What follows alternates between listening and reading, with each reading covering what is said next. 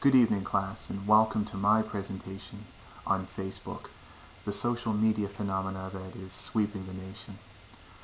I'm going to start with a brief overview of Facebook, talk about some of the features and benefits that the site has to offer. I'll move into a discussion of Stutzman's blog, Situational Relevance in a Social Networking Website. And then from there, we'll look at Chaudhry's piece, Mirror, Mirror on the Web.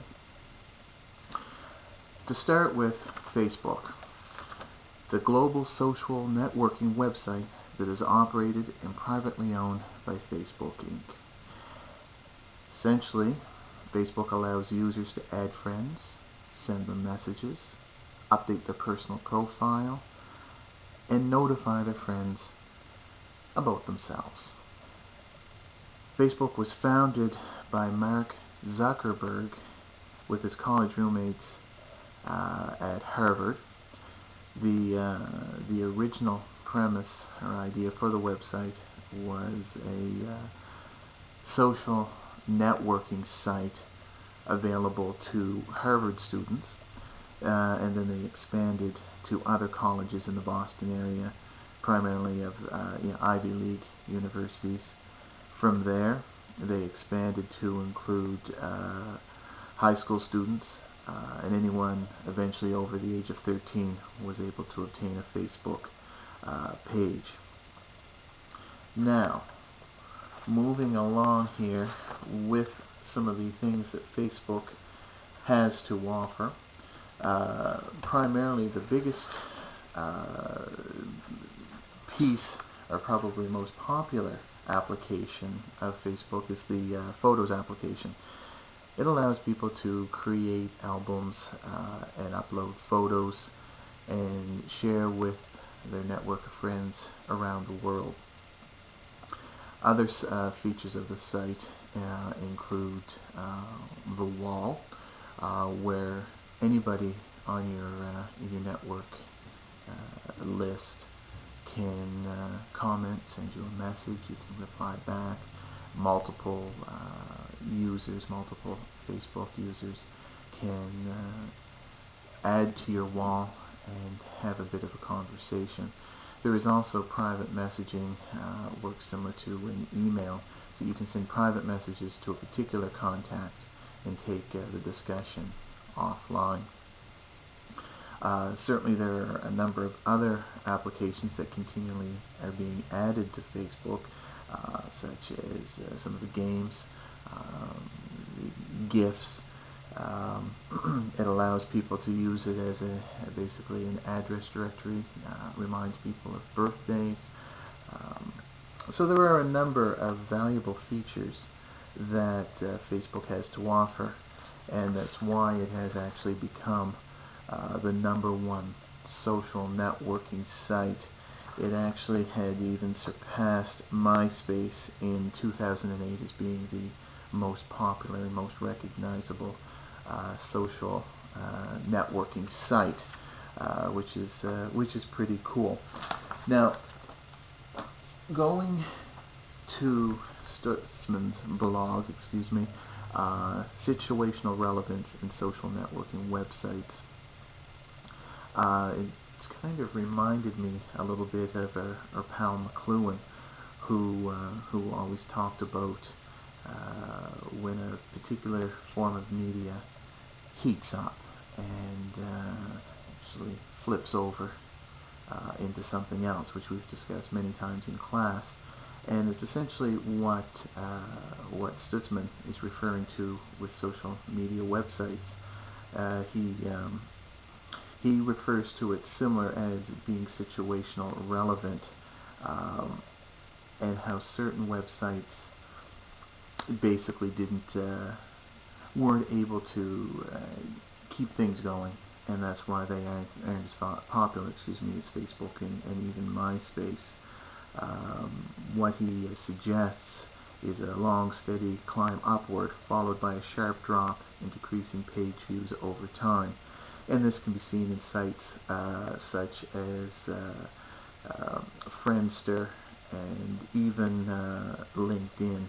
And for those who are not familiar, LinkedIn is basically a professional version of Facebook.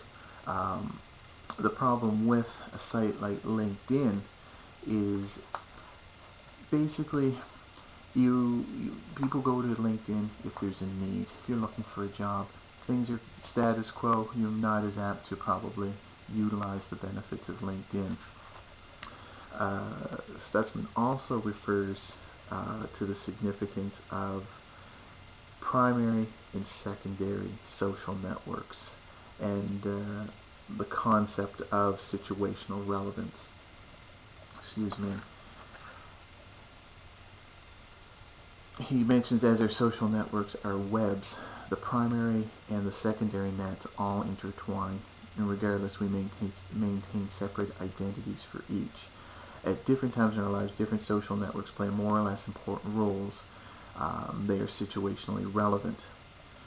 Now, all social networking websites rely on users to fuel the interestingness of the system. And that's why Facebook continues to be so popular, is they're continually looking at things to make it relevant, make it interesting for the users, and why other sites may have not maintained quite the same flow. Going on to Mirror Mirror on the Web, this article doesn't have as much to say about Facebook as it talks about what many social networking sites have allowed everyday people to do, and that is basically become celebrities in their own mind. As a matter of fact, he words it as every Jane, Joe, or Jamila can indeed be a star, be it as a wannabe comic, citizen journalist, lip-syncing geek, military blogger, aspiring porn star, or even rodent-eating freak. Now, if any of you enjoy any of that, that is not for me to comment. But what it does say is sites like Facebook, YouTube, MySpace, even Wikipedia allow everybody to go in and put their own 2 cents worth. And it has really taken social networking to a new level. Now, going back to Facebook, I'm sure all of you are quite familiar with the benefits of using such a page. I mean, even for this particular class, we're using Facebook as the #1 means of communication outside of being in the classroom.